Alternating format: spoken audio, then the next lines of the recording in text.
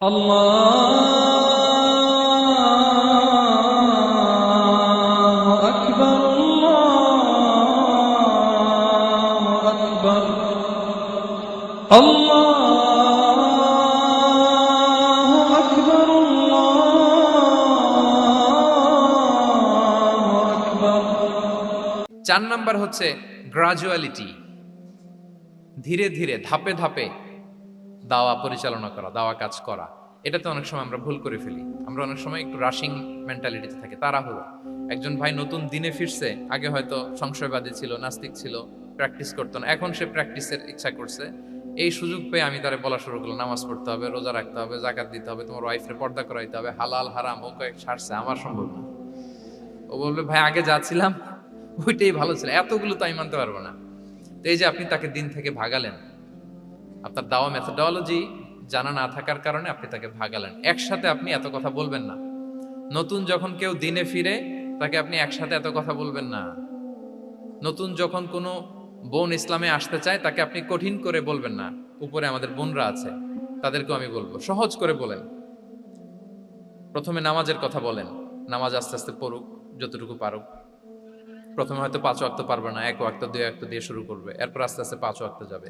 এরপর তাকে একটু শালীন পোশাকের কথা বলেন, যে তুমি একটু শালীন পোশাক পরো, সেফটি সিকিউরিটির জন্য ভালো। সেটাতে অভ্যস্ত হলে তাকে হেজাবের দাওয়াত দিবেন আপনি, হেজাবে অভ্যস্ত হলে নেকাবে দাওয়াত দিবেন আপনি। এইভাবে গ্রাজুয়ালিটি, ধাপে ধাপে, একসাথেই কঠিন করে দিনকে উপস্থাপন করা যাবে না। দাওয়া is a gradual process, gradually যাইতে হবে। Beginning with the most important issue first, তারপর যেটা ইম্পর্টেন্ট, তারপর যেটা ইম্পর্টেন্ট, ধাপে ধাপে আপনি তাকে বলবেন। আপনারা নিশ্চয়ই সবাই মদ হারাম হওয়ার যে স্টেপগুলো আছে জানেন না? কয়বারে হারাম হয়েছে? 3 বারে। ওয়াসআলুনাকা আনিল খামরি ওয়াল মাইসির কুল ফীহিমা ইসমুন কাবীরু ওয়া মানাফিউ লিন-নাস ওয়া ইসমুহুমা আকবারু মিন নাফিহিমা। প্রথমে বললেন মদে কিছু উপকার আছে, কিন্তু এটার গুনাহ বেশি, ক্ষতি বেশি। কিন্তু সামান্য উপকার আছে। তো মানুষ সচেতন হয়ে গেল যে না, এটা কিন্তু গুনাহ আছে, ক্ষতি আছে, সাবধান হইতে হবে। মদ খাওয়া কমায় দিল। আচ্ছা, এরপর বলা হলো ওয়ালা তাকরাবুস সালাতা ওয়া আনতুম সুকারা, মাতাল হয়ে মদ খাওয়া অবস্থায় নামাজে যেও না। কারণ কোন এক সাহাবী নামাজে এমন ভাবে তেলাওয়াত করলেন, অর্থ চেঞ্জ হয়ে গেল। ফলে দিনে 5 বার মদ খাওয়া যাবে না। এই আয়াত দিয়ে তো তাই বোঝা যায়, তাই না? 5 বারের জন্য যখন সাবধান হয়ে গেল, আরো তারা অভ্যস্ত হয়ে গেল। এরপরে নাজিল হলো ইন্নামাল খামরু ওয়াল মাইসিরু ওয়াল আনসাবু ওয়াল আজলামু রিজসুম মিন আমালিশ শাইতানি ফাজতানিবু। মদ, জুয়া, ভাগ্যলিপি এগুলো শয়তানের কাজ, এগুলো থেকে বেঁচে থাকো। সবাই মদিনার ঘরের ভেতরে মদের বোতল যেগুলো ছিল ভেঙে সব রাস্তায় মদ দিয়ে মদিনার অলিগলি সয়লাম। সুবহানাল্লাহ, কারো কষ্ট হয়নি, কারণ ধাপে ধাপে মদকে হারাম করা হয়েছে। কেউ যদি চেইন স্মোকার থাকে, আপনি যদি বলেন যে স্মোকিং হারাম, কালকে থেকে একটাও খেতে পারবে না, ও পারবে?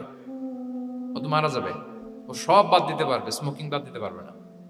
তো কি করবেন? তাকে আপনি অল্প অল্প করে, যে একটু একটু করে ছাড়ো। এই যে রমজান আসতেছে, সারাদিন তো করতেই পারবে না, রাতে 2-3টা করে খাইও, বেশি খাইও না। না মানে ছাড়ানোর জন্য বলতেছে আর কি। যে 10টা খায়, তারা যদি আপনি 2টা খাইতে বলেন, এটা তো আপনি দাওয়াই দিলেন নাকি, কমাইতে বললেন তো। সিগারেটের প্রতি তার উৎসাহিত করতেছি না আমরা। চেইন স্মোকার ও 10টা ছাড়া হয় না প্রতিদিন। তো এই রমজানে আপনি তারা বললেন যে সারাদিন তো তুমি না খেয়ে থাকবা, রাতে 1টা 2টা বা 3টা গেল। প্রথম দশকে 3টা, এরপরের দশকে 2টা, তারপরের দশকে 1টা। যে 1টা খায়, তারপরের দিন তো সে চাইলে ছেড়েও দিতে পারে, কি বলেন? এইভাবে গ্রাজুয়ালি তাকে ছাড়ানোর জন্য অভ্যস্ত করতে হবে। তাহলে এই গ্রাজুয়ালিটিটা দরকার। আমি হাদিস থেকে, সিরাত থেকে একটা উদাহরণ দেই, শুনুন। রাসূল সাল্লাল্লাহু আলাইহি ওয়াসাল্লাম মুআয ইবনে জাবাল রাদিয়াল্লাহু তাআলা আনহুকে ইয়ামানের গভর্নর করে পাঠালেন। তো তখন তাকে বললেন যে মুআয, ইন্নাকা তাআতি কওমান মিন আহলিল কিতাব, তোমাকে এমন একটা এলাকার গভর্নর করে পাঠাচ্ছি, তারা কিন্তু আহলি কিতাব, মানে people of the books, Jews and Christian community, তারা ইহুদি খ্রিস্টান। সো তাদেরকে যখন দাওয়াত দিবা, ধাপে ধাপে দিবা। কিভাবে দিবা? তিনি বললেন ফাদউহুম ইলা শাহাদাতি আন লা ইলাহা ইল্লাল্লাহ ওয়া আন্না মুহাম্মাদুর রাসূলুল্লাহ। প্রথমে দাওয়াত দিবা তাওহীদ আর রিসালাতের। আওয়াজ করে বলেন, প্রথমে কিসের? তাওহীদ এবং রিসালাতের। আচ্ছা, ফাইনহুম আতাউ লিযালিক, তারা যখন এটা মেনে নেয়। আরবিটা খেয়াল করেছেন অর্থটা? ফাইনহুম আতাউ লিযালিক, তাওহীদ রিসালাত যদি মেনে নেয়, তাহলে তাদেরকে 5 ওয়াক্ত নামাজের দাওয়াত দিও। 5 ওয়াক্ত নামাজে যখন তারা অভ্যস্ত হয়ে যায়, ফাইনহুম আতাউ লিযালিক, যখন তারা এটাও মেনে নেয়, তখন তাদেরকে যাকাতের আদেশ করো।